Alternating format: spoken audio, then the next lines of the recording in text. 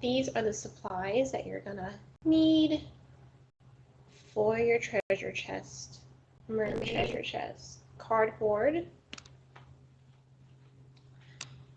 and you are definitely going to need, I cut out these strips of paper. That was what I used for the edges. Mod Podge glue. Whoops. You've got your black paint, white glue, scissors. What else is in here? A marker, a ruler. Make sure you guys can see that. A ruler, hot glue gun, hot glue sticks for sure, a paintbrush. Well, I use several paintbrushes. I use this little bottle cap.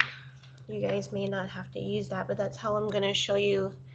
Well, you'll see what you'll need it for later.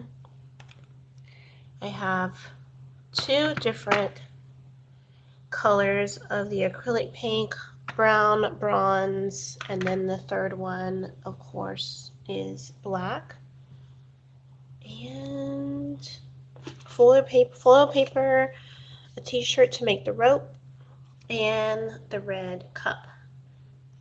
Yep, so those are all the things that you will need in order to make your treasure chest.